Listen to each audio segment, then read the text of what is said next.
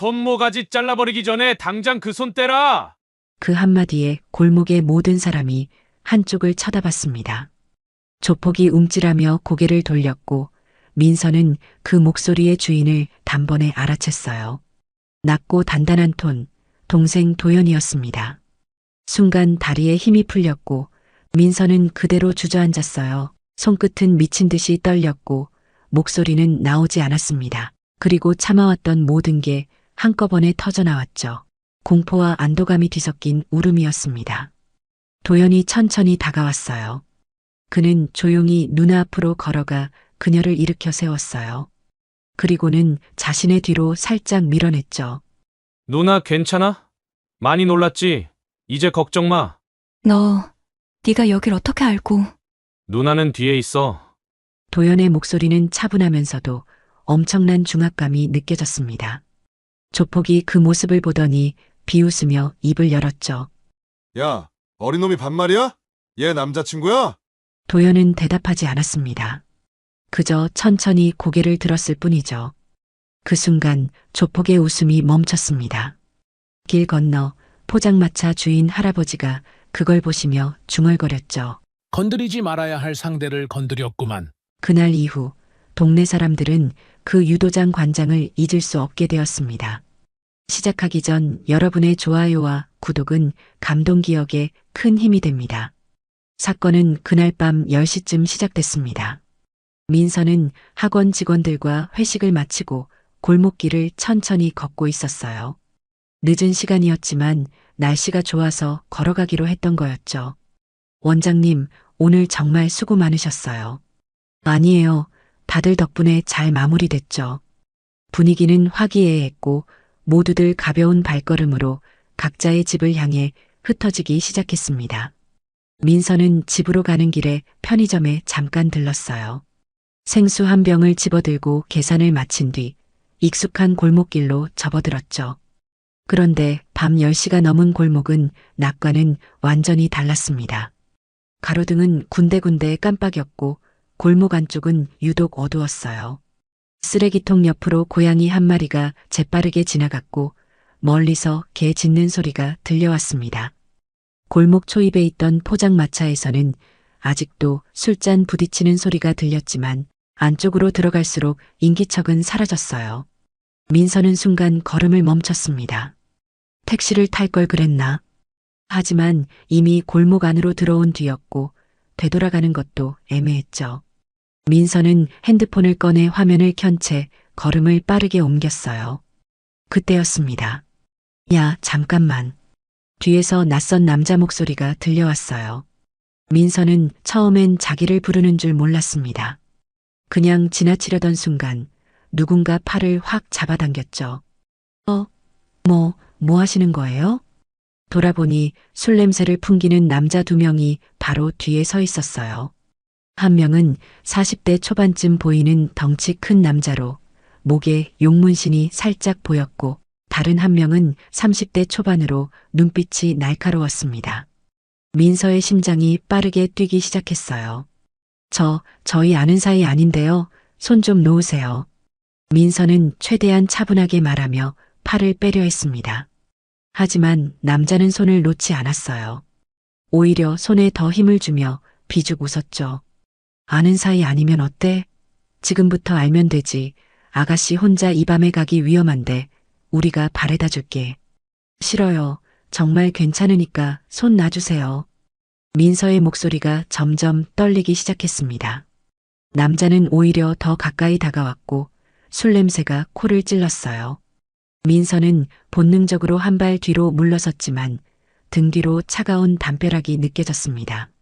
손에 들고 있던 생수병이 덜컥 소리를 내며 바닥에 떨어졌죠. 물이 콸콸 쏟아져 나오며 민서의 구두를 적셨습니다. 도와주세요. 누구 없어요? 민서가 소리를 질렀지만 골목은 너무 깊숙한 곳이었어요. 덩치 큰 남자가 민서의 입을 막으려 손을 뻗었고 민서는 고개를 확 돌리며 그 손을 피했습니다. 어휴, 왜 이래? 우리 그냥 친해지자는 건데 아가씨 왜 이렇게 예민해? 바로 그 순간 옆 건물 입구에서 나오던 학원 직원 한 명이 그 장면을 목격했어요.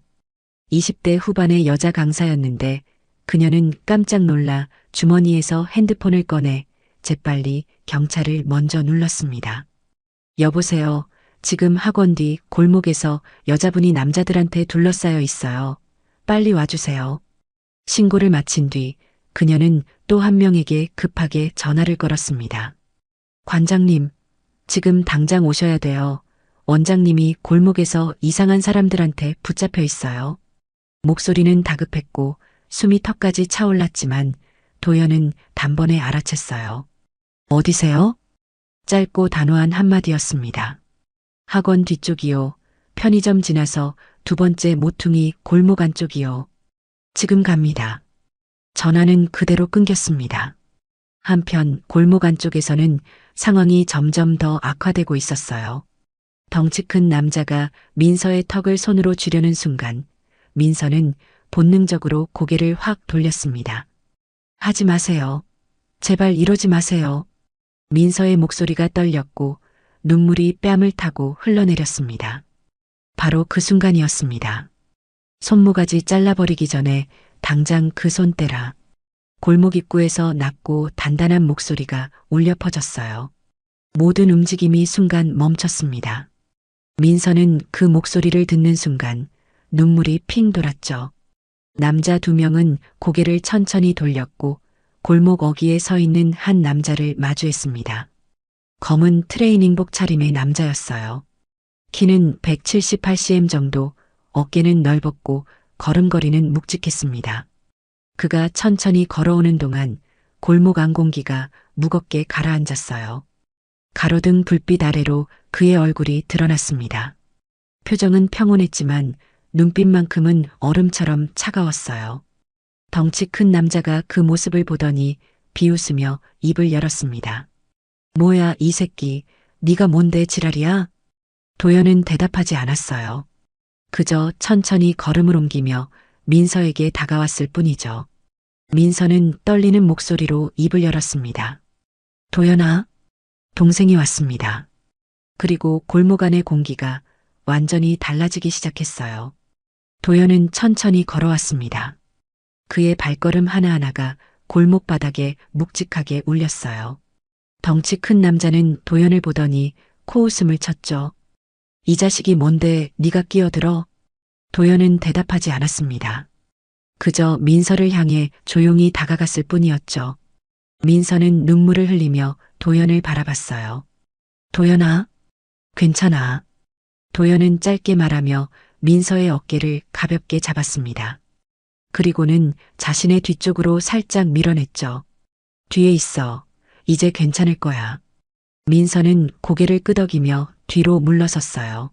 하지만 다리에 힘이 풀려 담벼락에 기댄 채 겨우 서 있을 수 있었습니다. 도연이 천천히 고개를 들어 두 남자를 바라봤어요. 그의 눈빛은 차가웠지만 목소리는 더 차가웠습니다.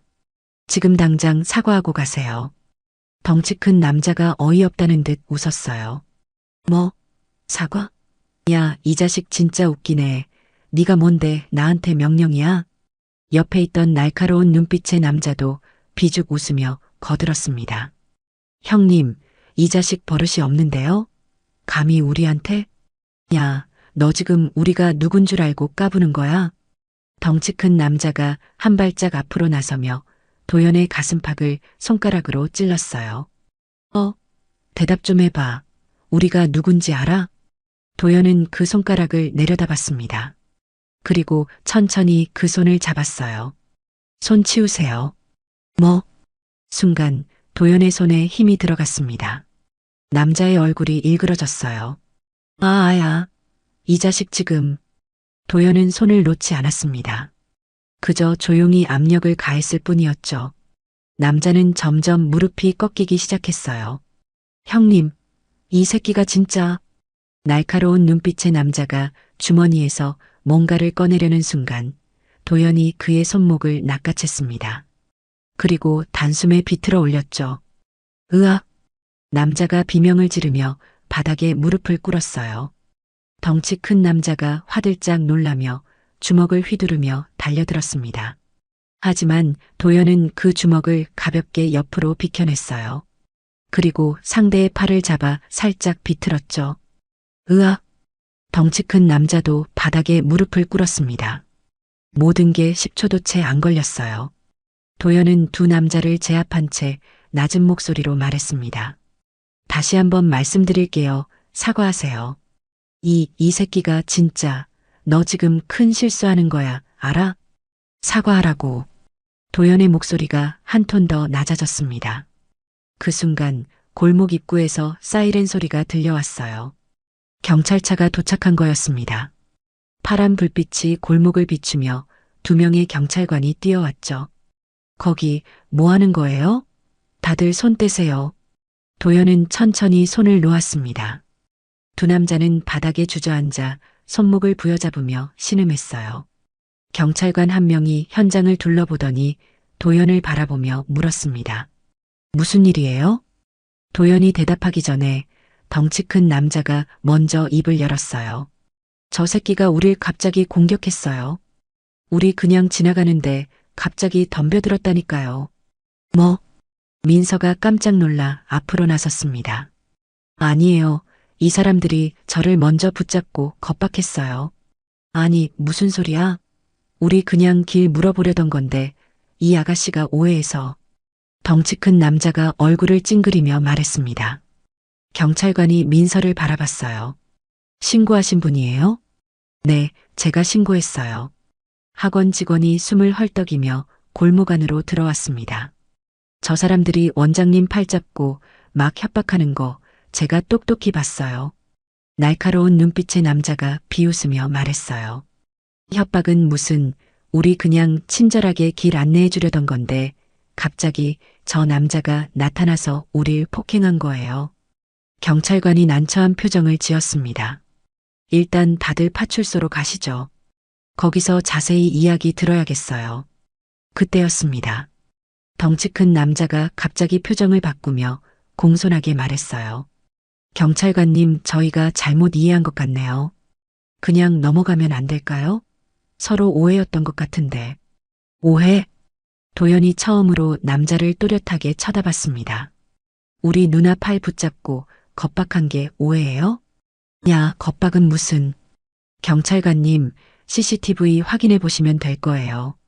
도연이 침착하게 말했습니다. 경찰관이 고개를 들어 주변을 둘러봤어요. 하지만 골목 안은 어두웠고 CCTV는 보이지 않았습니다. 여기 CCTV가 있나요? 덩치 큰 남자가 비죽 웃었어요. 없을걸요? 이 골목 워낙 오래된 데라. 민서의 얼굴이 창백해지며 온몸에 힘이 빠졌습니다. CCTV가 없다는 말에 증거가 사라진 것 같았고 이렇게 무력한 순간이 또 있을까 싶었거든요. 덩치 큰 남자는 그 모습을 보더니 더 비죽 웃으며 경찰관을 향해 말했죠. 그러니까 경찰관님, 우리 말이 맞잖아요. 저 남자가 갑자기 우릴 폭행한 거라니까요. 손목 좀 보세요. 여기 멍들었잖아요. 날카로운 눈빛의 남자도 손목을 들어 보이며 거들었습니다. 경찰관이 난처한 표정으로 도연을 바라보며 입을 열었어요. 일단 파출소로 가셔야겠어요. 양측 진술을 다 들어봐야 할 것 같네요.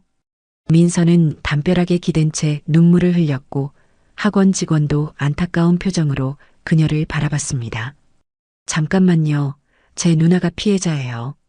도연이 조용히 말했지만 경찰관은 고개를 저으며 매뉴얼대로 답했어요.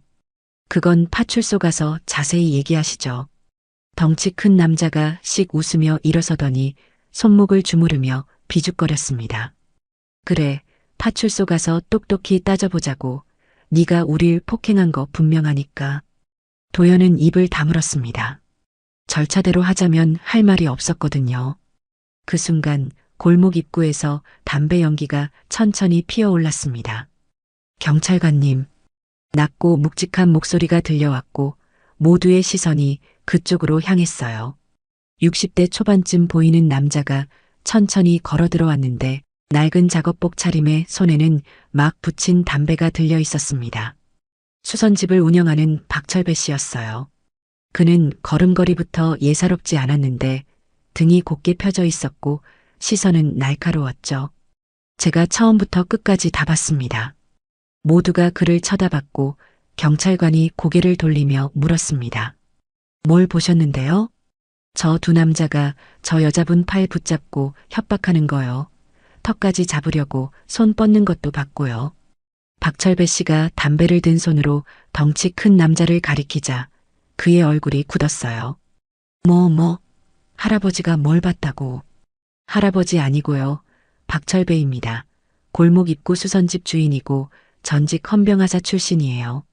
박철배 씨가 차갑게 말을 끊으며 담배 연기를 천천히 뿜었습니다. 경찰관의 표정이 달라졌어요. 정확히 뭘 보신 거예요? 밤 10시 5분쯤이었죠. 제가 가게 문 닫으려고 나왔다가 저 두 남자가 술 먹고 비틀거리면서 여자분한테 다가가는 걸 봤습니다. 박철배 씨는 천천히 말을 이어가며 담배를 입에 물었어요. 여자분이 분명히 싫다고 손 놓으라고 했는데도 계속 붙잡고 있더군요. 그리고 여자분이 도와달라고 소리 지르는 것도 들었고요. 그건 우리 그냥 길 물어보려던 거였어요. 날카로운 눈빛의 남자가 말을 더듬으며 변명했지만 박철배 씨는 냉정하게 되물었습니다. 길을 물어보는데 왜 턱을 잡아요? 민서가 그제야 고개를 들었고 눈물이 또다시 흘러내렸지만 이번엔 안도감이 섞인 눈물이었어요. 경찰관이 박철배 씨를 바라보며 조심스럽게 물었죠. 증인으로 진술하실 수 있으세요? 당연하죠. 제가 처음부터 끝까지 다 봤으니까요. 박철배 씨는 도연을 잠깐 쳐다보며 작은 목소리로 덧붙였습니다. 그리고 저 젊은 친구 움직임이 심상치 않더군요. 관절 꺾는 각도나 체중 이동 보니까 훈련받은 사람 특유의 움직임이에요. 경찰관이 고개를 갸우뚱했습니다. 훈련이요? 네, 제가 군대에서 20년 넘게 봐온 거라 알아요. 저 친구는 상대를 다치게 하지 않으려고 힘 조절하는 것도 보였거든요. 도연은 여전히 아무 말도 하지 않았지만 눈빛이 살짝 흔들렸어요. 덩치 큰 남자의 얼굴이 점점 일그러졌고 날카로운 눈빛의 남자는 뒤로 한 발짝 물러섰습니다. 그럼 뭔데요? 목격자 진술이 명확한데 아직도 길 물어보려던 거였다고 하실 건가요? 경찰관의 목소리가 차갑게 변했어요. 일단 두 분은 파출소로 같이 가셔야겠네요. 성추행 및 협박 혐의로 조사받으셔야 할 것 같습니다. 성추행? 아니, 우리 그런 거 아니라니까요. 덩치 큰 남자가 황급히 손사래를 쳤지만 경찰관은 이미 무전기를 꺼내 지원 요청을 하고 있었어요. 상황이 완전히 역전됐고 민서는 박철배 씨를 바라보며 떨리는 목소리로 말했습니다. 정말 감사합니다. 괜찮아요. 당연한 일했을 뿐이에요. 박철배 씨는 담배를 한 모금 더 빨며 도연을 또 한 번 쳐다봤습니다. 어디서 훈련 받으셨어요? 도연은 잠시 망설이다가 짧게 대답했어요. 군대에서요. 일반 보병은 아니죠? 도연은 대답하지 않았고 그저 고개를 살짝 숙였을 뿐이었습니다. 박철배 씨는 더 묻지 않았어요. 곧 추가 경찰차가 도착했고 두 남자는 경찰차에 태워졌습니다. 덩치 큰 남자가 차에 타면서 도연을 노려보며 낮은 목소리로 말했어요. 야, 내가 니들 딱 기억했어. 알겠어? 도연은 여전히 대답하지 않았고 그저 차가운 눈빛으로 그를 바라봤을 뿐이었죠. 경찰차 문이 닫히고 사이렌이 다시 울렸으며 붉고 푸른 불빛이 골목을 한 번 더 휩쓸고 지나갔습니다. 그리고 경찰차가 떠나자 골목은 다시 조용해졌어요. 경찰차가 떠나고 골목에는 민서와 도연 그리고 박철배 씨와 학원 직원만 남았습니다. 민서는 여전히 담벼락에 기댄 채 떨리는 손으로 얼굴을 감싸고 있었어요. 도연이 천천히 다가가 민서의 어깨에 손을 올렸습니다. 누나, 이제 괜찮아. 미안해 도연아, 내가 조심했어야 했는데 이렇게 늦은 시간에 혼자 걷다니. 민서의 목소리가 떨렸고 눈물이 또다시 흘러내렸어요. 도연은 고개를 저으며 조용히 말했습니다. 누나 잘못 아니야. 저 사람들이 나쁜 거지. 근데 너는 어떻게 온 거야? 전화도 안 했는데. 직원분이 연락 주셨어요. 도연이 학원 직원을 향해 고개를 숙이며 말했어요. 감사합니다. 덕분에 제때 올 수 있었어요. 아니에요. 당연한 거죠. 그런데 관장님 정말 대단하시더라고요. 저는 무서워서 아무것도 못했는데. 학원 직원이 아직도 놀란 표정으로 말했습니다. 박철배 씨가 담배를 끄며 천천히 입을 열었어요. 집까지 바래다 드릴까요? 아가씨 아직 많이 놀라신 것 같은데. 아니에요. 괜찮아요. 동생이 있으니까요. 민서가 눈물을 닦으며 고개를 저었습니다. 정말 감사드려요. 아저씨 아니었으면 어떻게 됐을지.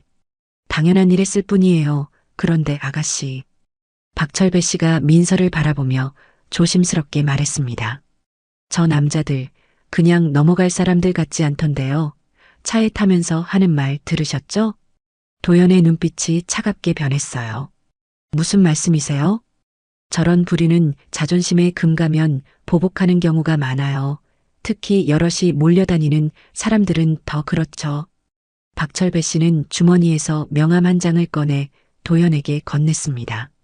혹시 모르니까 이거 가지고 계세요. 무슨 일 생기면 연락 주시고요. 도연이 명함을 받아들며 고개를 숙였어요. 감사합니다. 젊은 친구, 힘 조절 잘하던데. 앞으로도 그렇게 하세요. 사람 다치게 하는 건 쉬워도 그 뒤가 더 복잡하니까요. 박철배 씨는 의미심장한 눈빛으로 도연을 바라보며 천천히 걸어나갔습니다.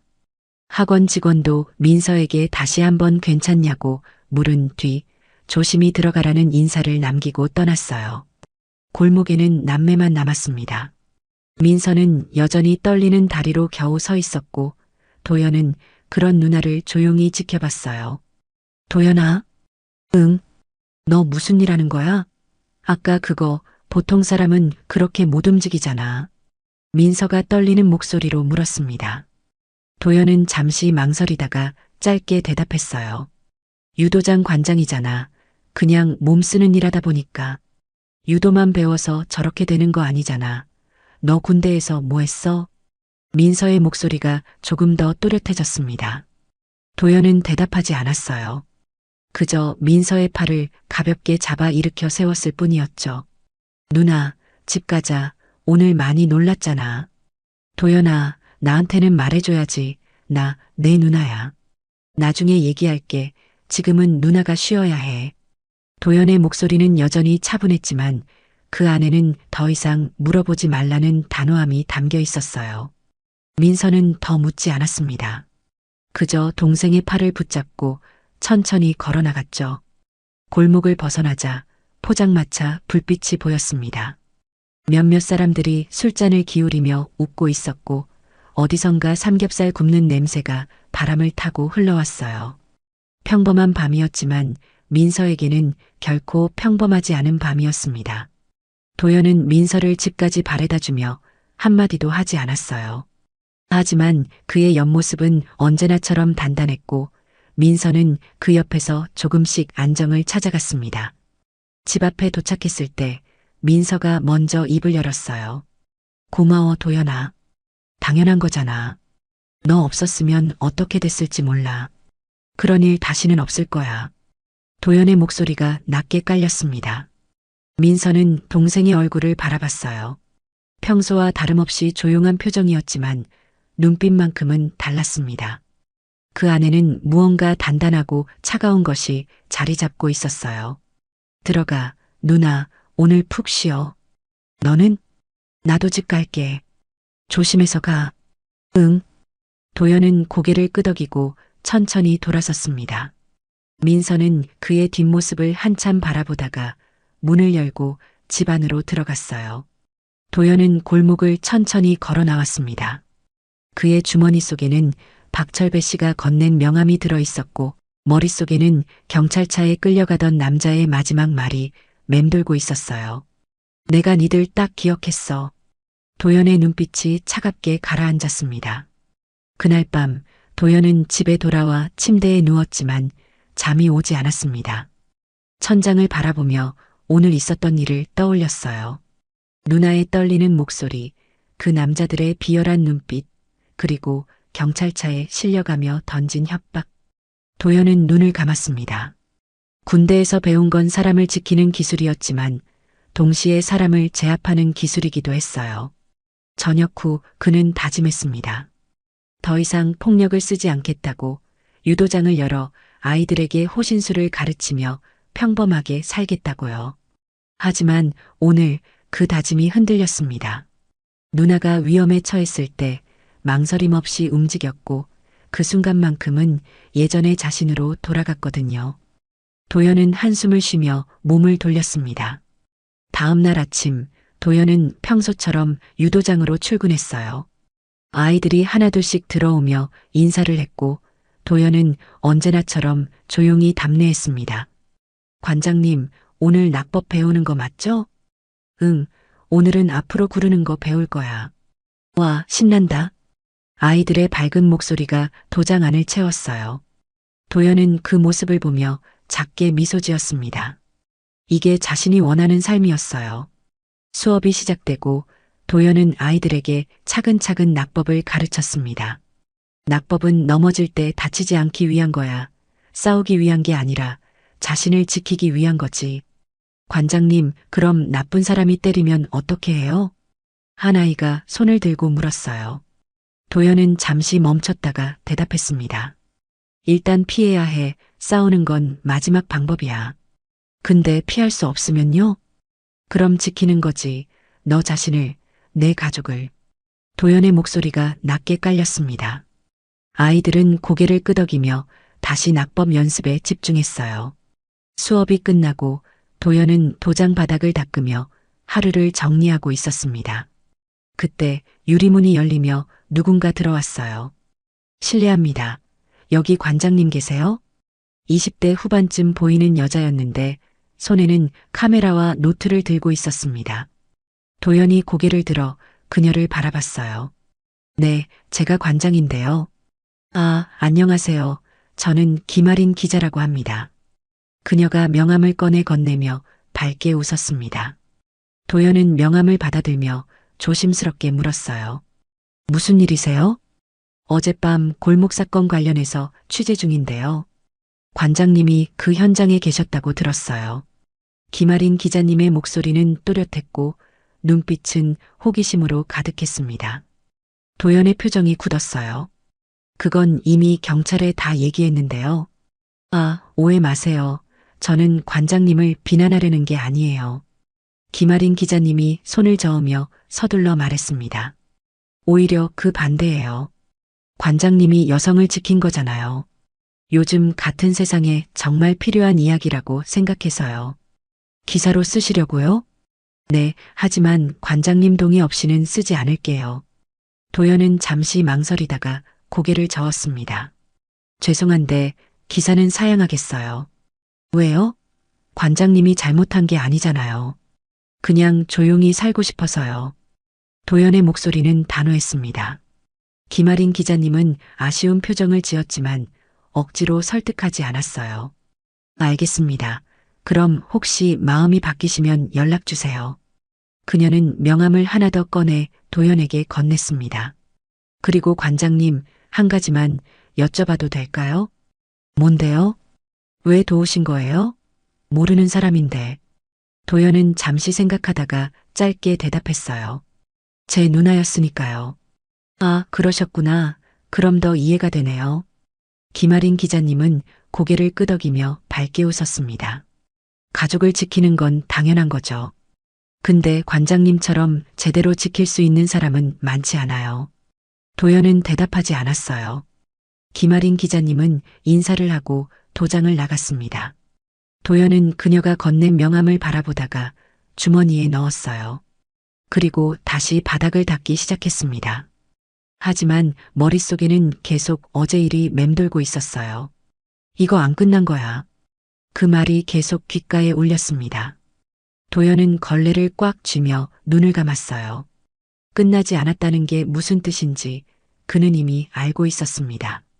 그날 저녁 민서는 학원에서 수업을 마치고 사무실에 앉아 있었습니다. 책상 위에는 미처 정리하지 못한 서류들이 쌓여 있었지만 손이 가지 않았어요. 어제 일이 자꾸만 떠올랐거든요. 원장님 괜찮으세요? 얼굴이 안 좋아 보이는데 직원 한 명이 조심스럽게 물었습니다. 응, 괜찮아. 그냥 좀 피곤해서 그래. 민서가 억지로 미소를 지으며 대답했지만 손은 여전히 가늘게 떨리고 있었어요. 원장님, 오늘은 일찍 들어가세요. 제가 마무리할게요. 직원이 단호하게 말하며 민서의 손에서 서류를 가져갔습니다. 민서는 결국 고개를 끄덕이며 가방을 챙겨 학원을 나섰어요. 밖은 이미 어두워져 있었고 가로등 불빛이 하나둘씩 켜지며 골목을 비추고 있었습니다. 민서는 핸드폰을 꺼내 택시 앱을 켰어요. 그런데 그 순간 뒤에서 낯익은 목소리가 들렸습니다. 아가씨, 잠깐만요. 민서는 깜짝 놀라 뒤를 돌아봤어요. 어제 그 날카로운 눈빛의 남자가 서 있었고 옆에는 덩치 큰 남자도 함께 있었습니다. 왜 여기 온 거예요? 아, 우리요? 사과하러 왔어요. 어제 일 때문에. 날카로운 눈빛의 남자가 비죽 웃으며 담배를 입에 물었습니다. 사과는 필요 없어요. 그냥 가주세요. 아유, 그러지 마시고요. 우리 좋게 하자고요. 합의금 500만 원만 주시면 이 일 깨끗하게 정리하죠. 덩치 큰 남자가 목을 풀며 한 발짝 더 다가왔어요. 합의금이요?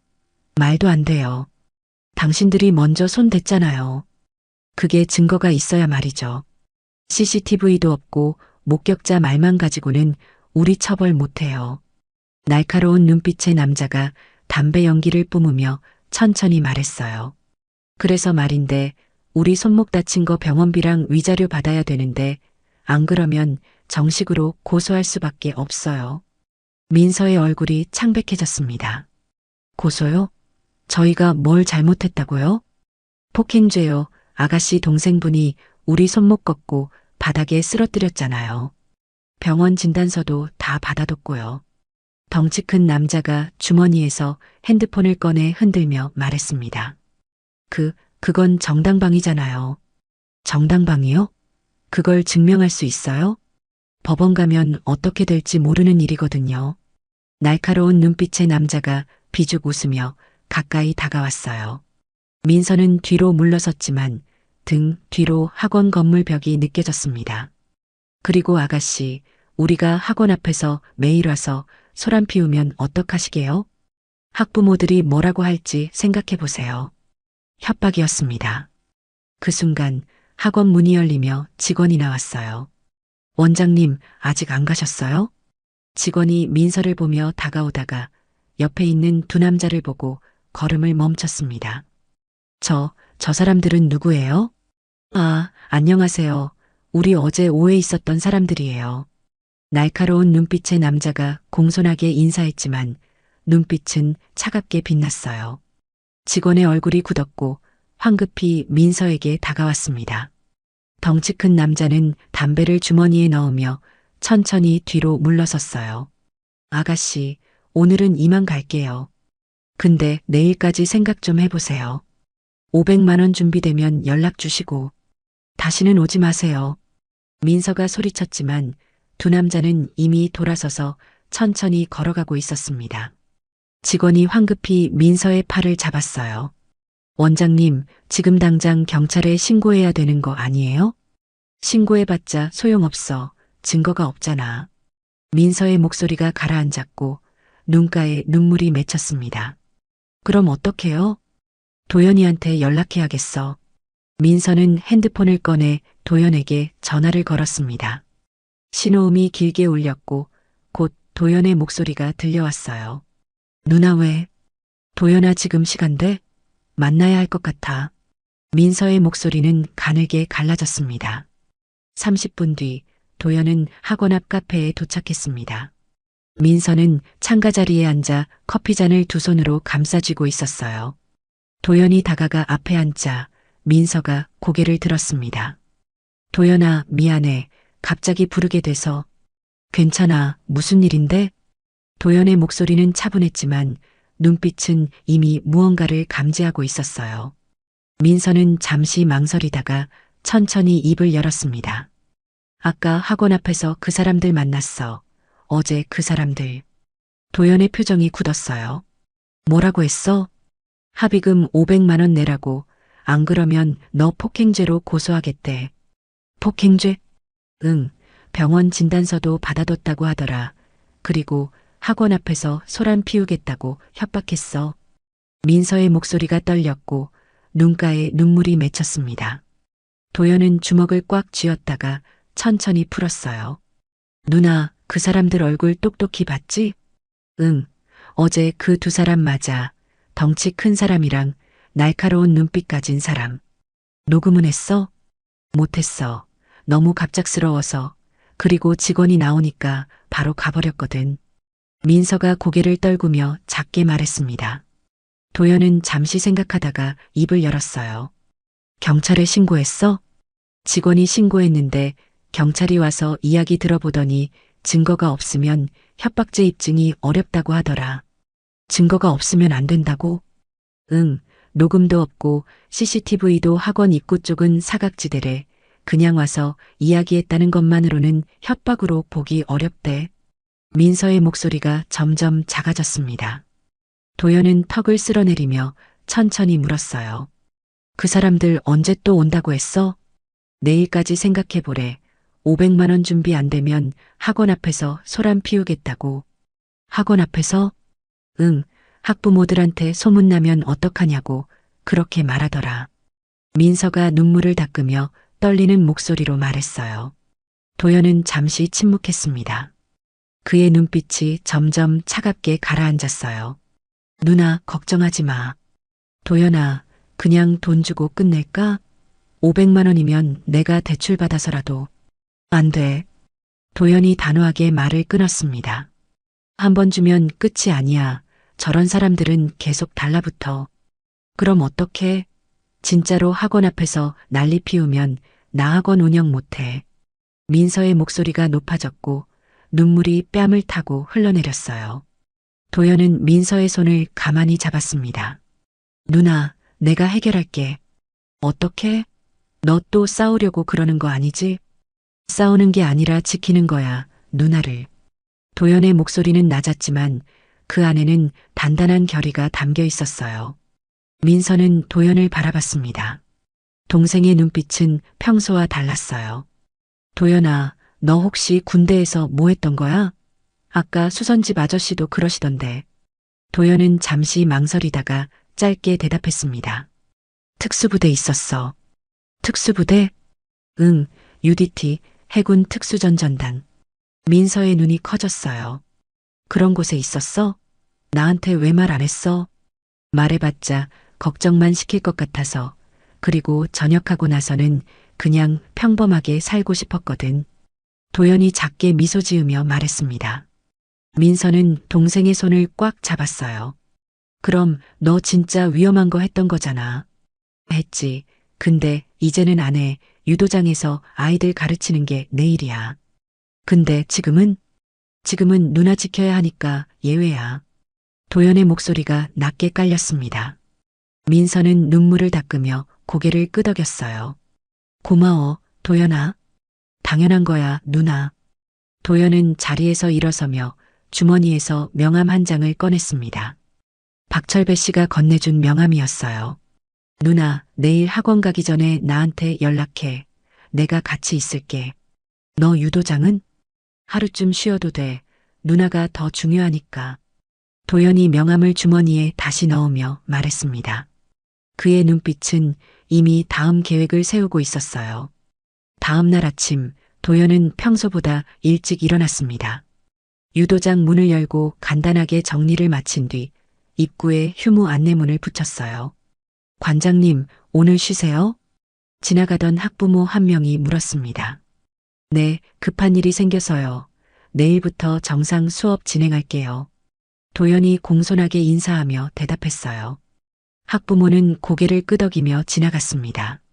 도연은 핸드폰을 꺼내 민서에게 전화를 걸었어요. 누나, 나 지금 출발할게. 학원 앞에서 보자.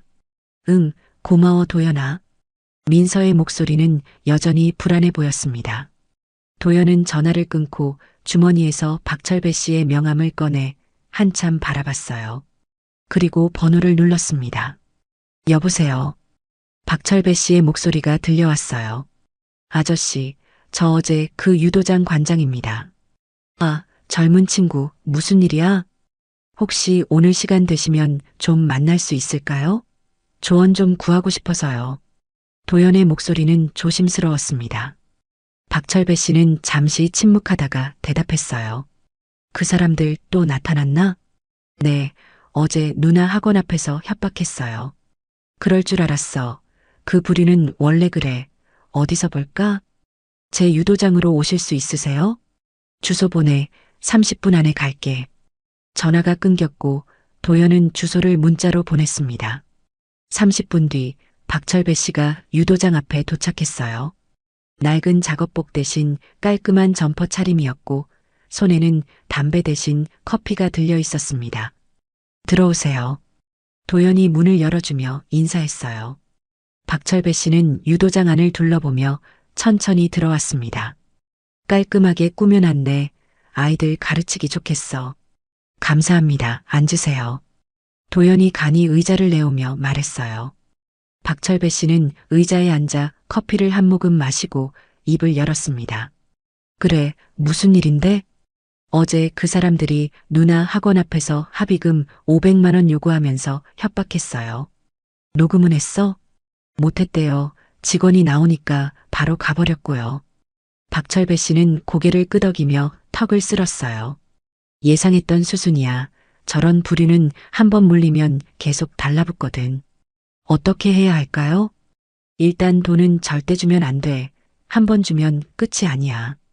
박철배 씨의 목소리가 단호했습니다. 그럼 경찰에 신고하면 되는 거 아닌가요? 신고해봤자 증거 없으면 소용없어. 저 사람들도 그거 알고 움직이는 거야. 그럼 어떡하죠? 도연의 목소리에 조급함이 묻어났어요. 박철배 씨는 잠시 생각하다가 천천히 입을 열었습니다. 증거를 만들어야지. 녹음이든 영상이든. 어떻게요? 오늘 그 사람들 또 온다며? 그럼 준비해야지. 녹음기 돌리고 대화 유도해서 협박 내용 확실히 잡는 거야. 박철배 씨가 커피를 한 모금 더 마시며 말했어요. 그리고 젊은 친구, 한 가지 더 물어볼게. 네. 자네 진짜로 그 사람들 제압할 수 있어? 박철배 씨의 눈빛이 날카로워졌습니다. 할 수 있습니다. 도연이 단호하게 대답했어요. 다치게 하지 않고? 네, 그렇게 훈련받았으니까요. 좋아, 그럼 내가 하나 조언해 줄게. 박철배 씨가 앞으로 몸을 기울이며 낮은 목소리로 말했습니다. 절대 먼저 손대지 마. 상대가 먼저 손 쓸 때까지 기다려. 그래야 정당방위가 성립돼. 알겠습니다. 그리고 오늘 내가 같이 갈게. 목격자 필요하잖아. 아저씨가요? 도연이 놀라 물었어요. 그래, 어차피 나도 어제 증언했으니까 끝까지 봐야지. 그리고 자네 누나도 보호해야 하고. 박철배 씨가 자리에서 일어서며 말했습니다. 고맙습니다. 괜찮아. 정의로운 일하는 건데 당연하지. 그럼 몇 시에 학원으로 가면 돼? 10시쯤이요. 알았어. 그럼 9시 50분에 학원 앞에서 보자고. 박철배 씨는 커피를 다 마시고 유도장을 나섰습니다. 도연은 그의 뒷모습을 한참 바라보다가 핸드폰을 꺼내 민서에게 문자를 보냈어요. 누나, 오늘 녹음기 준비해. 그리고 아무 일 없을 거니까 걱정하지 마. 문자를 보내고 도연은 깊게 숨을 들이마셨습니다. 오늘이 끝을 내는 날이 될 거였어요. 오전 9시 50분, 도연은 민서의 학원 앞에 도착했습니다. 박철배 씨는 이미 골목 모퉁이에 서서 담배를 피우고 있었어요. 왔구만. 네, 일찍 오셨네요. 도연이 다가가며 인사했습니다. 일찍 와서 주변 좀 봤어. 저기 편의점 앞에 CCTV 하나 있더라고.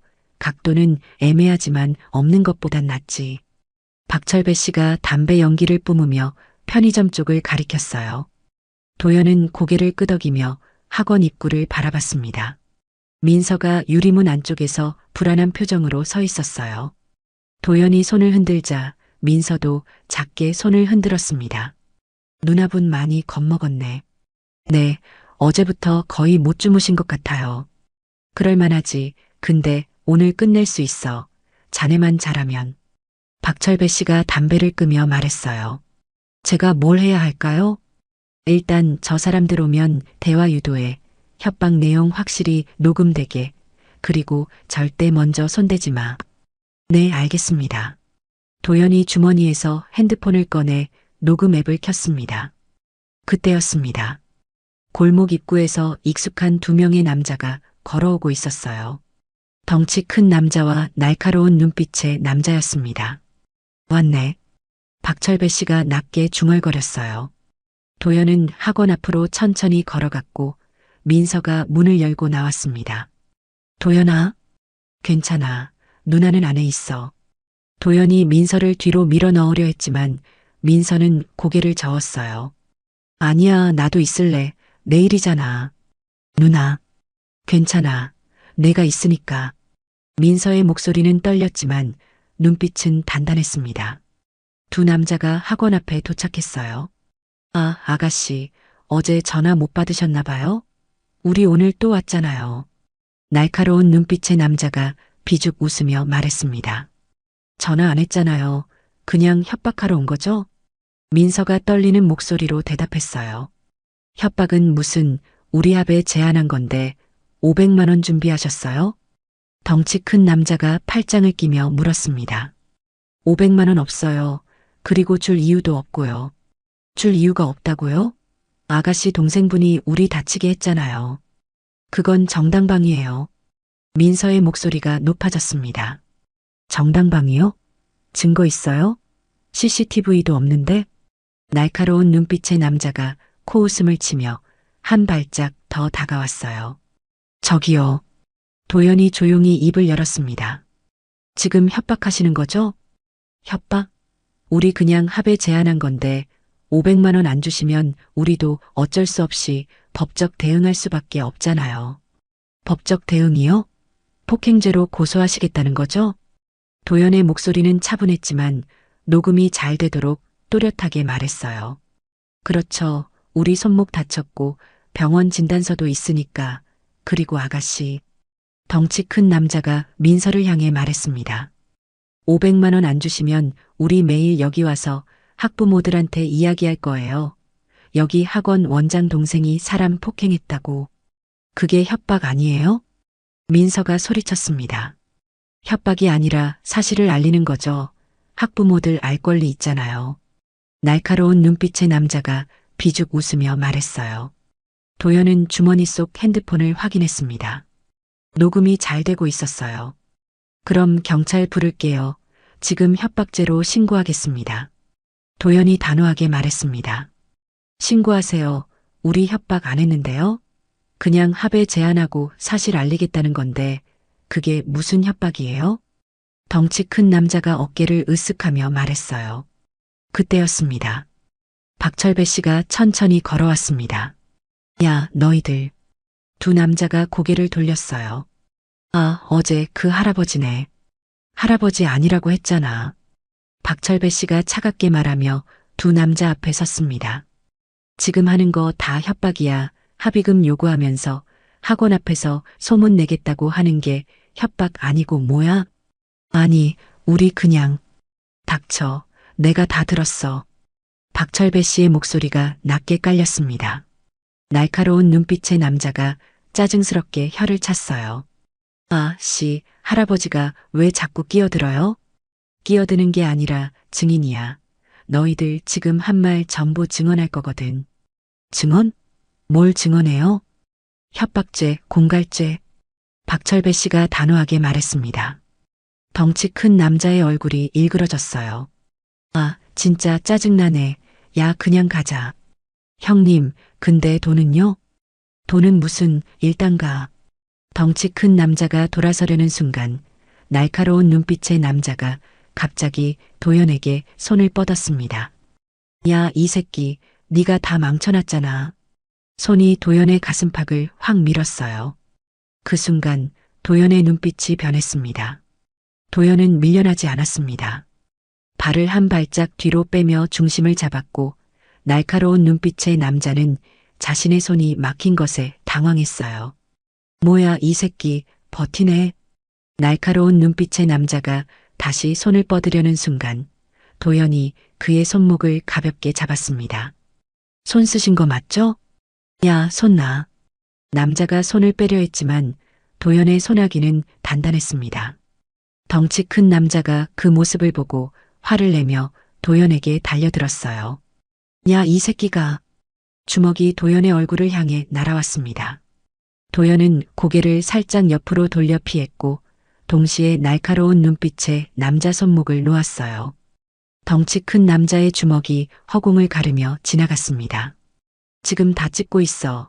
너희들 먼저 손 쓴 거. 박철배 씨가 핸드폰을 들어 올리며 말했어요. 덩치 큰 남자가 깜짝 놀라 주먹을 걷었지만 이미 늦었습니다. 이 할아버지가 진짜. 날카로운 눈빛의 남자가 박철배 씨에게 달려들려는 순간 도연이 그의 앞을 막아섰어요. 저한테 집중하세요. 도연의 목소리가 낮게 깔렸습니다. 날카로운 눈빛의 남자가 도연의 멱살을 잡으려 손을 뻗었고 도연은 그 손을 받아 가볍게 비틀었어요. 으악! 남자의 몸이 자연스럽게 앞으로 꺾이며 균형을 잃었습니다. 도연은 그를 바닥에 무릎 꿇게 한 뒤 팔을 살짝 뒤로 꺾었어요. 아야, 놓으라고. 가만히 계세요. 다치십니다. 도연의 목소리는 여전히 차분했습니다. 덩치 큰 남자가 다시 달려들었어요. 야, 우리 동생 나. 하지만 도연은 날카로운 눈빛의 남자를 놓지 않은 채 다가오는 덩치 큰 남자의 주먹을 발로 가볍게 차올렸습니다. 덩치 큰 남자의 중심이 흔들렸고 도연은 그 틈을 놓치지 않았어요. 순간적으로 몸을 돌려 덩치 큰 남자의 팔을 잡아 비틀었습니다. 으악! 덩치 큰 남자도 바닥에 무릎을 꿇었어요. 두 남자 모두 도연에게 제압당한 채 바닥에 엎드려 있었습니다. 민서는 그 모습을 보며 입을 막았어요. 도연아, 괜찮아 누나. 도연이 짧게 대답하며 두 남자를 계속 제압하고 있었습니다. 박철배 씨는 핸드폰으로 계속 촬영하며 경찰에 전화를 걸었어요. 여보세요. 학원 앞에서 폭행 사건 발생했습니다. 빨리 와주세요. 주소를 알려주고 전화를 끊은 박철배 씨가 도연을 향해 고개를 끄덕였습니다. 경찰 5분 안에 온대. 그때까지 저렇게 잡고 있어. 네. 도연은 두 남자를 계속 제압한 채 조용히 서 있었어요. 날카로운 눈빛의 남자가 신음하며 말했습니다. 야, 나 진짜 아프다고. 가만히 계세요. 더 움직이시면 관절 다칩니다. 야, 이 새끼. 우리 경찰 오면 너 폭행죄로 고소할 거야. 덩치 큰 남자가 화를 내며 소리쳤어요. 녹음 다 됐고 영상도 찍혔어. 너희들 먼저 손 쓴 거. 박철배 씨가 핸드폰을 흔들며 말했습니다. 이게 무슨. 날카로운 눈빛의 남자가 말을 잇지 못했어요. 곧 사이렌 소리가 들렸고 경찰차 2대가 학원 앞에 도착했습니다. 경찰관 4명이 차에서 내려 현장으로 달려왔어요. 무슨 일이에요? 저 두 사람이 협박하고 폭행 시도했습니다. 녹음과 영상 다 있어요. 박철배 씨가 경찰관에게 핸드폰을 보여주며 말했습니다. 경찰관이 영상을 확인하더니 고개를 끄덕였어요. 일단 두 분 손 놓으세요. 저희가 처리하겠습니다. 도연은 천천히 두 남자의 팔을 놓았습니다. 경찰관들이 두 남자를 일으켜 세우며 수갑을 채웠어요. 야, 우리가 뭘 잘못했다고. 협박죄, 폭행 미수죄로 연행합니다. 묵비권 행사할 수 있습니다. 경찰관이 차분하게 말하며 두 남자를 경찰차로 데려갔습니다. 민서는 그제야 긴장이 풀렸는지 주저앉으며 눈물을 흘렸어요. 끝났어, 누나. 도연이 민서를 일으켜 세우며 조용히 말했습니다. 정말 끝난 거야? 응, 이제 끝났어. 박철배 씨가 다가와 도연의 어깨를 가볍게 두드렸어요. 잘했어. 젊은 친구. 힘 조절 완벽하더라. 감사합니다. 아저씨 덕분이에요. 당연한 일 했을 뿐이야. 경찰차가 떠나고 학원 앞은 다시 조용해졌습니다. 민서는 여전히 도연의 팔을 붙잡고 서 있었고 눈물이 계속 흘러내렸어요. 누나, 괜찮아. 이제 진짜 끝났어. 도연이 민서의 어깨를 가볍게 두드리며 말했습니다.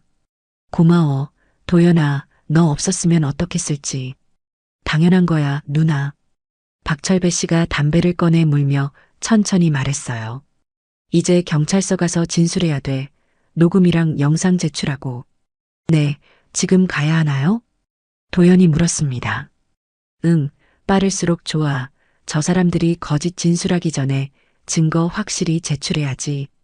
박철배 씨의 말에 민서가 고개를 끄덕였어요. 저도 같이 갈게요. 누나는 학원 일 있잖아. 괜찮아. 오늘은 직원한테 맡기고 나도 가야겠어. 내일이기도 하니까. 민서가 단호하게 말했습니다. 세 사람은 경찰서로 향했어요. 경찰서에 도착하자 담당 형사가 그들을 조사실로 안내했습니다. 앉으세요. 처음부터 차근차근 이야기해 주시면 됩니다. 형사가 노트북을 켜며 말했어요. 민서가 먼저 입을 열었습니다. 일주일 전밤 10시쯤 학원 회식 마치고 집에 가는 길이었어요. 민서는 골목에서 당한 일부터 차근차근 설명했어요. 형사는 고개를 끄덕이며 메모를 했습니다. 그럼 피해자분 동생분이 현장에 도착한 거죠? 네, 직원이 연락했고 제가 바로 달려갔습니다. 도연이 대답했어요. 그때 어떻게 대응하셨나요? 누나를 제 뒤로 보호하고 그 사람들한테 사과하고 가라고 했습니다. 그랬더니요? 저를 공격했습니다. 주먹을 휘두르고 손목을 잡았어요. 도연이 차분하게 말했습니다. 형사가 고개를 끄덕이며 박철배 씨를 바라봤어요. 그럼 목격자분은 뭘 보셨나요? 처음부터 끝까지 다 봤습니다. 저 두 사람이 여자분 팔 붙잡고 협박하는 것부터 젊은 친구가 정당방위로 제압한 것까지요. 박철배 씨가 단호하게 말했습니다. 형사가 민서를 다시 바라봤어요. 그 이후에 또 만나셨다고요? 네, 어제 학원 앞에서 그 사람들이 다시 나타났어요. 합의금 500만 원 내라고 협박했습니다. 민서의 목소리가 떨렸습니다. 녹음은 하셨나요? 못했어요. 너무 갑작스러워서. 그럼 증거가 없는 건가요? 형사가 난처한 표를 지었어요. 오늘 다시 왔을 때는 녹음했습니다. 도연이 핸드폰을 꺼내 형사에게 건넸습니다. 형사가 녹음 파일을 재생했어요. 500만 원 안 주시면 우리 매일 여기 와서 학부모들한테 이야기할 거예요. 그게 협박 아니에요? 협박이 아니라 사실을 알리는 거죠. 녹음 파일에서 두 남자의 목소리가 또렷하게 들렸습니다. 형사가 고개를 끄덕이며 메모를 했어요. 이거면 충분합니다. 그리고 영상도 있다고요? 네, 제가 찍었습니다. 박철배 씨가 핸드폰을 꺼내 형사에게 보여줬어요. 영상에는 두 남자가 먼저 도연을 밀고 주먹을 휘두르는 장면이 선명하게 담겨 있었습니다. 형사가 영상을 다 보고 나서 고개를 끄덕였어요. 이 정도면 협박죄, 공갈 미수죄, 폭행 미수죄로 기소 가능합니다. 그럼 저희는 어떻게 되나요? 민서가 조심스럽게 물었습니다. 피해자시니까 걱정 안 하셔도 됩니다. 동생분도 정당방위로 인정될 거예요. 형사가 안심시키듯 말했어요. 민서는 그제야 긴장이 풀렸는지 눈물을 흘렸습니다. 감사합니다. 정말 감사합니다. 당연한 일입니다. 증거 잘 확보하셨네요. 형사가 박철배 씨를 바라보며 말했어요. 전직 헌병이라 이런 일 익숙합니다. 아, 그러셨구나. 덕분에 사건 해결이 빠르겠네요.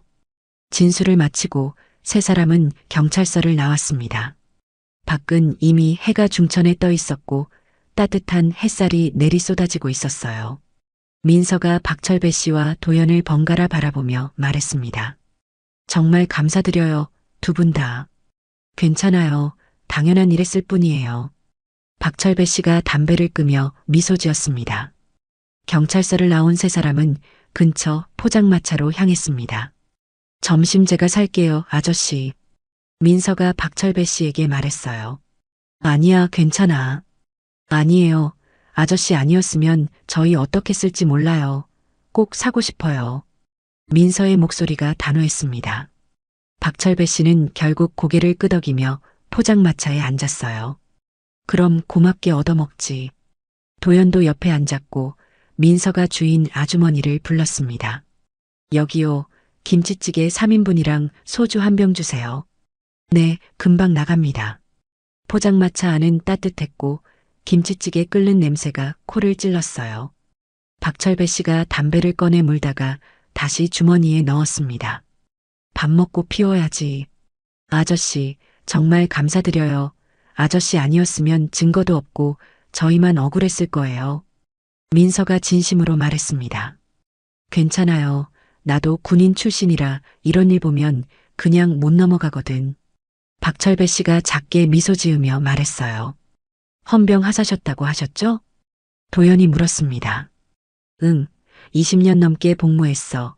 전역하고 나서 수선집 차렸지. 20년이요? 대단하시네요. 뭐, 그냥 내 길이었어. 자네도 특수부대 출신이라며? 박철배 씨가 도연을 바라보며 물었어요. 네, UDT였습니다. 역시 그렇더라. 움직임 보니까 바로 알았어.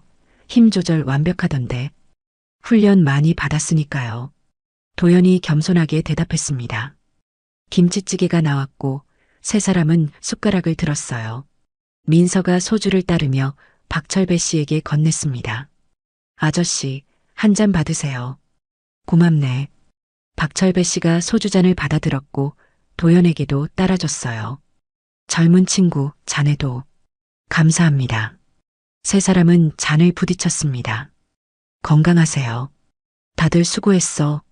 박철배 씨가 소주를 단숨에 들이켰고 민서와 도연도 마셨어요. 따뜻한 소주가 목을 타고 내려가며 긴장이 풀렸습니다. 그나저나 요즘 세상이 참 무섭네요. 여자 혼자 밤길 걷는 게 이렇게 위험한 줄 몰랐어요. 민서가 김치찌개를 떠먹으며 말했어요. 원래 세상은 위험했어. 다만 운이 나빴을 뿐이지. 근데 동생이 있어서 다행이야. 박철배 씨가 고개를 끄덕이며 말했습니다. 네, 진짜 다행이에요. 민서가 도연을 바라보며 눈물을 글썽였어요. 누나, 울지 마. 이제 끝났잖아. 응, 알아. 근데 자꾸 눈물이 나네. 민서가 눈물을 닦으며 웃었습니다. 박철배 씨가 소주를 한 잔 더 따르며 말했어요. 근데 젊은 친구, 앞으로 조심해. 저런 불의는 또 나타날 수 있거든. 알겠습니다. 그리고 누나분도 조심하시고 밤길은 가급적 택시 타세요. 네, 이제는 꼭 그렇게 할게요. 민서가 고개를 끄덕이며 대답했습니다. 식사를 마치고 세 사람은 포장마차를 나섰어요. 박철배 씨가 담배를 꺼내 불을 붙이며 말했습니다. 그럼 나는 이만 가볼게. 가게 문 열어야 해서. 아저씨, 정말 감사드려요. 나중에 꼭 찾아뵐게요. 민서가 깊게 인사했습니다. 괜찮아. 언제든 놀러와. 수선집이니까 찾기 쉬울 거야. 박철배 씨가 손을 흔들며 걸어갔고 민서와 도연은 그의 뒷모습을 한참 바라봤어요. 좋은 분이시다. 응, 진짜 좋은 분이셔. 민서가 고개를 끄덕이며 말했습니다. 누나, 이제 학원 가야지? 응, 가야지. 직원한테 미안하네. 괜찮아. 이해할 거야. 도연이 민서의 어깨를 가볍게 두드렸어요. 두 사람은 천천히 걸어가며 이야기를 나눴습니다. 도연아, 너 정말 대단하더라. 아까 그 사람들 제압하는 거 보고 깜짝 놀랐어. 훈련받은 거니까. 그래도 사람 다치게 안 하려고 조심하는 거 보였어. 고마워. 민서가 진심으로 말했습니다. 당연한 거야. 누나, 사람 다치게 하는 건 마지막 수단이야. 도연의 목소리가 낮게 깔렸어요. 넌 정말 의젓하게 컸구나. 누나 덕분이지. 내가 뭘 했다고. 많이 했지. 엄마 아빠 안 계실 때 누나가 다 키워줬잖아. 도연이 작게 미소 지으며 말했습니다. 민서는 그 말에 눈물이 또 핑 돌았지만 참으며 웃었어요. 그래, 우리 잘 이겨냈어. 응, 앞으로도 잘 이겨낼 거야. 두 사람은 따뜻한 햇살 아래서 천천히 걸어갔습니다. 일주일이 지났습니다. 경찰서에서 연락이 왔고 두 남자는 협박죄와 공갈 미수죄, 폭행 미수죄로 정식 기소됐어요. 민서는 학원 사무실에 앉아 그 소식을 들으며 긴 한숨을 내쉬었습니다. 원장님, 정말 다행이네요. 이제 진짜 끝난 거죠? 직원이 안도하며 물었어요. 응, 끝났어. 검찰에서 구속 기소했대. 정말 다행이에요. 원장님 얼마나 힘드셨어요. 직원이 민서의 손을 잡으며 말했습니다. 민서는 작게 미소 지으며 고개를 끄덕였어요. 이제 정말 마음 놓고 살 수 있을 것 같아. 그날 저녁 민서는 도연의 유도장을 찾아갔습니다. 도연은 아이들에게 낙법을 가르치고 있었어요. 자, 이렇게 팔을 감싸고 구르는 거야. 다치지 않게. 관장님, 이렇게요? 한 아이가 물었고 도연이 고개를 끄덕이며 시범을 보였습니다. 민서는 유리문 밖에서 그 모습을 조용히 지켜봤어요. 동생이 아이들을 가르치는 모습은 참 평화로워 보였습니다. 수업이 끝나고 아이들이 하나둘씩 집으로 돌아갔어요. 민서가 문을 열고 들어오자 도연이 고개를 들었습니다. 누나 왔어? 응, 수업 끝났어? 응, 방금 끝났어. 무슨 일이야? 도연이 수건으로 땀을 닦으며 물었어요. 경찰서에서 연락 왔어. 그 사람들 구속 기소됐대. 그래, 다행이다. 도연이 작게 미소 지으며 말했습니다. 응, 정말 다행이야. 너 덕분이야. 당연한 거 했을 뿐인데. 아니야, 내가 없었으면 난 정말 어떻게 됐을지 몰라. 민서의 목소리가 떨렸고 눈가에 눈물이 맺혔어요. 도연은 민서에게 다가가 어깨를 가볍게 두드렸습니다. 이제 끝났어. 누나, 걱정하지 마. 응, 알아. 민서가 눈물을 닦으며 웃었어요. 저녁 먹었어? 아니, 아직. 그럼 내가 살게. 오늘은 고기 먹자. 민서가 밝게 말했습니다. 좋아. 두 사람은 근처 고깃집으로 향했어요. 고깃집 안은 따뜻했고 고기 굽는 냄새가 코를 찔렀습니다. 민서가 고기를 구우며 도연을 바라봤어요. 도연아, 너 유도장 운영하면서 힘들지 않아? 아니, 괜찮아. 아이들 가르치는 거 재밌어. 다행이다. 내가 좋아하는 일 하는 거 보니까 나도 기뻐. 민서가 고기를 뒤집으며 말했습니다. 누나는 학원 일 괜찮아? 응, 괜찮아. 학부모들도 다들 좋아하시고 아이들도 잘 따라와줘서. 그럼 다행이다. 도연이 고기를 한 점 집어먹으며 말했어요. 근데 도연아, 너 군대에서 정말 위험한 일 많이 했던 거야? 민서가 조심스럽게 물었습니다. 도연은 잠시 망설이다가 고개를 끄덕였어요. 응, 좀 했지. 많이 힘들었겠다. 괜찮았어. 그게 내 일이었으니까. 그래도 무사히 전역해서 다행이야. 민서가 안도하며 말했습니다. 누나, 걱정 끼쳐서 미안해. 아니야, 내가 뭘 잘못했어. 오히려 고마워. 나 지켜줘서. 민서가 도연의 손을 잡으며 말했어요. 두 사람은 고기를 먹으며 이야기를 나눴습니다. 식사를 마치고 두 사람은 밖으로 나왔어요. 밤하늘에는 별이 총총히 빛나고 있었고 바람은 선선했습니다. 도연아, 오늘 정말 고마워. 뭐가? 그냥 다. 내가 있어서 든든해. 민서가 작게 웃으며 말했습니다. 나도 누나가 있어서 든든해. 그래. 응, 누나는 내 유일한 가족이잖아. 도연의 목소리가 낮게 깔렸어요. 민서는 그 말에 눈물이 또 핑 돌았지만 참으며 웃었습니다. 우리 앞으로도 잘 지내자. 응, 당연하지. 두 사람은 천천히 걸어가며 밤하늘을 올려다봤어요. 별은 여전히 빛나고 있었고 두 사람의 앞길도 밝게 빛날 것 같았습니다. 며칠 뒤 도연의 유도장에 예상치 못한 손님이 찾아왔습니다. 김아린 기자님이었어요. 안녕하세요. 관장님 기억하시죠? 아, 네. 저번에 오셨던 기자님. 도연이 고개를 끄덕이며 인사했습니다. 혹시 지금 시간 괜찮으세요? 잠깐만 이야기 나눴으면 해서요. 수업 시작까지 30분 정도 남았는데 괜찮으시면 여기서 이야기하시죠. 도연이 간이 의자를 내오며 말했어요. 김아린 기자님은 의자에 앉아 노트를 꺼냈습니다. 저번에 기사 사양하신다고 하셨는데 그 사건이 해결됐다는 소식 들었어요.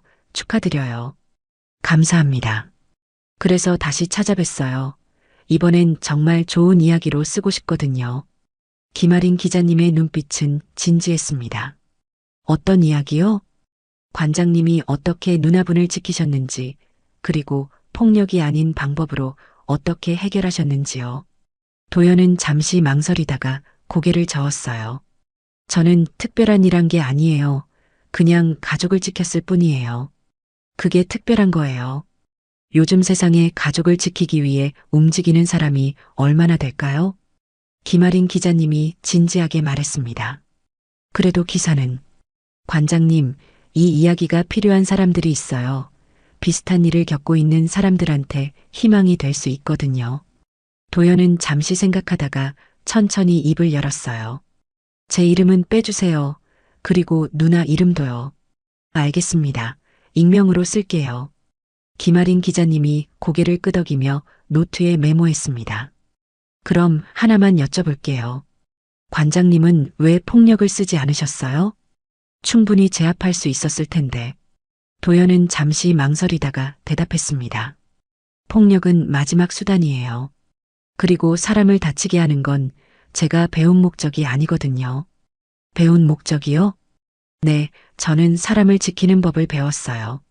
다치게 하는 게 아니라. 도연의 목소리는 단단했습니다. 김아린 기자님은 그 말을 메모하며 작게 미소 지었어요. 좋은 말씀이네요.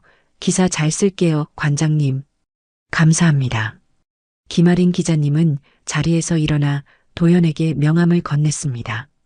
기사 나가면 연락드릴게요. 네. 김아린 기자님이 유도장을 나가고 도연은 창밖을 바라봤어요. 곧 아이들이 하나둘씩 들어오기 시작했습니다. 일주일 뒤 김아린 기자님의 기사가 지역신문에 실렸습니다. 제목은 폭력이 아닌 용기로 가족을 지킨 한 남성의 이야기였어요. 민서는 학원 사무실에서 그 기사를 읽으며 눈물을 흘렸습니다. 그날 저녁 도연은 유도장 문을 닫으며 하루를 정리했어요. 밖은 어두워졌고 가로등 불빛이 하나둘씩 켜지고 있었습니다. 도연은 핸드폰을 꺼내 민서에게 문자를 보냈어요. 누나, 저녁 먹었어? 곧 답장이 왔습니다. 응, 먹었어. 너는? 나도 먹었어. 오늘 수업 잘 끝났어. 다행이다. 조심히 들어가. 응, 누나도. 도연은 문자를 보내고 유도장을 나섰습니다. 골목을 걸어 나오는데 포장마차 불빛이 보였어요. 그곳에는 박철배 씨가 혼자 앉아 소주를 마시고 있었습니다. 도연이 다가가자 박철배 씨가 손을 흔들었어요. 젊은 친구, 한잔할래? 네, 좋죠. 도연은 박철배 씨 옆에 앉았고 두 사람은 소주잔을 부딪혔습니다. 밤은 깊어갔고 포장마차 안은 따뜻했어요. 별은 여전히 빛나고 있었습니다. 감동기억 채널이었습니다.